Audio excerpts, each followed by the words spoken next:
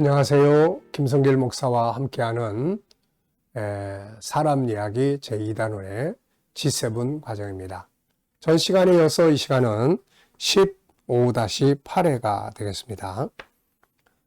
지금 우리는 심리치료를 위해서 꼭 필요한 자존감에 대한 자존감 높이는 방법들을 다루고 있는데 그 중에서도 자기존중법 15가지의 이야기를 나누고 있습니다. 전 시간까지 13가지의 방법들에 대해서 이야기를 나눴어요. 자, 한번 다시 우리가 암송하는 마음을 가지고 한번 큰 주제들만 한번 생각을 해볼게요. 먼저 존귀함 선포하기, 자기와 인사하기, 존귀한 말 사용하기, 존귀한 의미 찾기, 자기 잘 알고 이해하기, 자기 수용하기, 그리고 자기에게 희망 갖기, 그 다음에 자기 사랑에 대한 고백, 위로와 칭찬하기, 그 다음에 또 자기와 대화하기, 자기 편지 쓰기, 자기 충전하기, 그리고 셀프 힐링하기. 13가지입니다.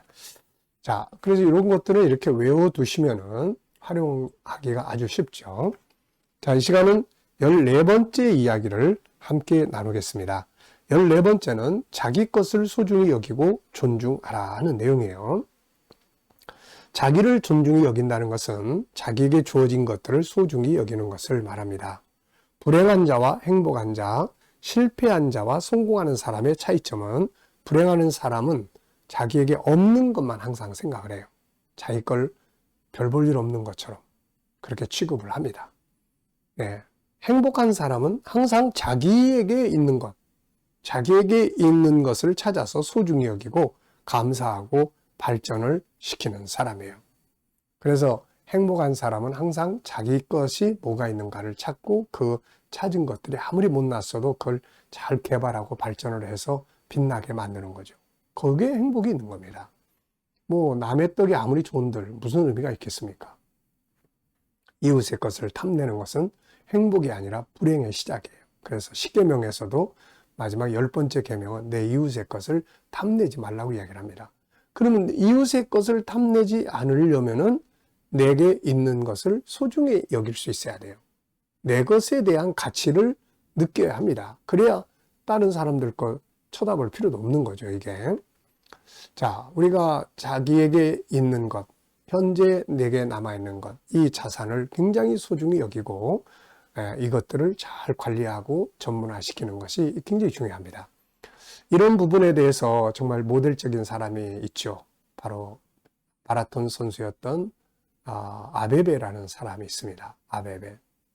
우리 세대 사람들은 이 사람을 잘 알아요. 많이 들어봤어요. 이 사람은 올림픽을 2번인가 제패했던 사람이고 그런 사람이에요. 근데 이 아베베라는 이 사람이 에티오피아 사람인가 그럴 거예요. 근데 이 사람이 교통사고가 나가지고 2 다리를 이제 잃어버리게 되죠. 그래가지고 참 안타까운 현실에 빠지게 됐습니다. 그러니까 마라톤 선수가 2 다리가 없어져 버렸으면 이거 뭐 어떻게 하겠어요. 그래서 사람들이 이제 이 사람을 참 안타까워하면서 자꾸 잊어갔죠. 그런데 어느 날 이 사람이 겨울올림픽에 등장을 한 거예요. 물론 2 다리는 없죠. 근데 겨울올림픽에서 이 사람이 뭘 하냐면 그걸 보고 크로스 컨트리라고 그러던가요? 뭐 하여튼 썰매처럼 이렇게 타고 내려가는 이 경기에서 나왔는데 여기서 또 이 사람이 메달을 땁니다. 그래가지고서는 이제 기자들이 참 놀래가지고 물어봤죠. 당신 마라톤을 제패했던 사람인데 어떻게 겨울 마라톤에 나오게 됐느냐? 그랬더니 이 사람이 이제 그런 이야기 하는 거예요. 나는 이미 없어져 버린 2 다리보다 내게 남아있는 것을 단련해서 이 올림픽에 또 참석하게 됐습니다.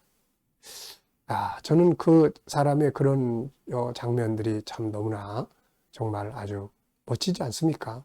그러니까 없어져 버린 2 다리를 보고 한탄하면서 사는 게 아니라 남아있는 2 팔을 적극적으로 개발하고 활용해서 빛나는 올림픽을 또 겨울올림픽까지 제패하게 되는 이런 영웅적 삶을 만들었던 겁니다. 그래서 우리가 다 보면 사람마다 자기가 가지고 있는 것들이 있어요. 그 가지고 있는 것들을 바르게 활용해야 되는데 우리는 이게 가치 없다고 생각하고 맨 밖에서 나는 환경이 이래, 누가 뭐 도와주는 사람이 없어, 뭐가 어때고 막 이런 소리들만 하는 거예요, 이게.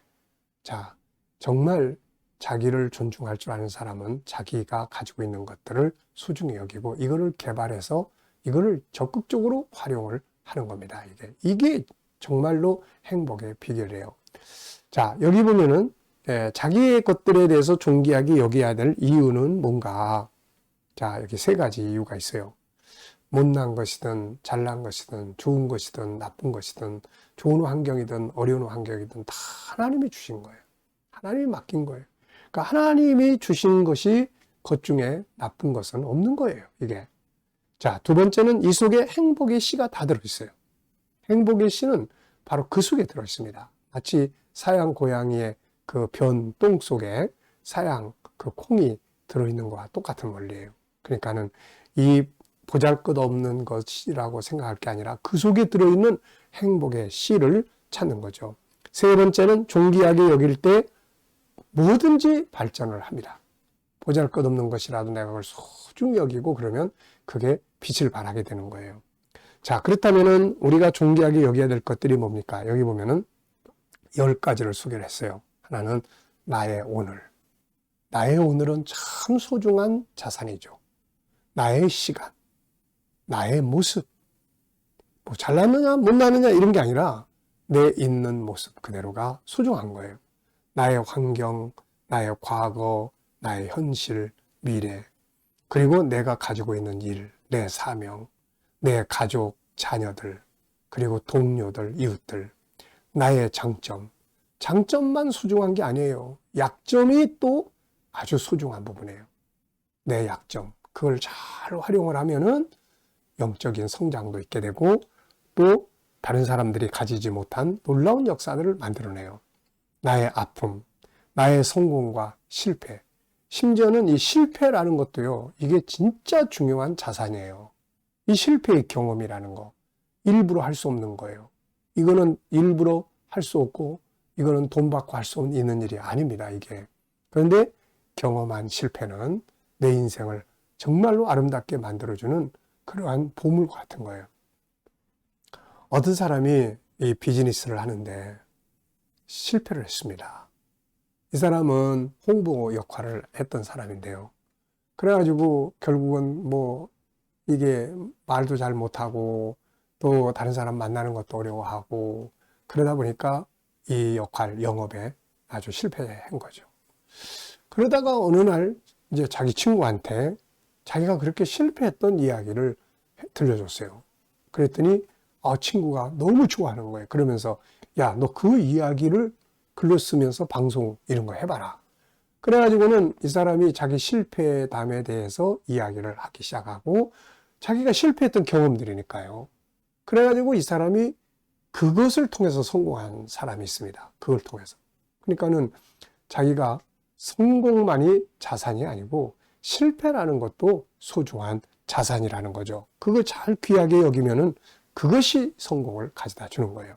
나의 비전, 목표, 나의 과정, 그리고 심지어 여기 마지막에는 나의 대적, 나를 미워하는 사람, 나를 싫어하는 사람, 그 사람들의 훈계, 잔소리, 이건요, 정말로 쓰디쓴 약이지만 나를 성공하게 만들어주는 중요한 자산입니다, 이게.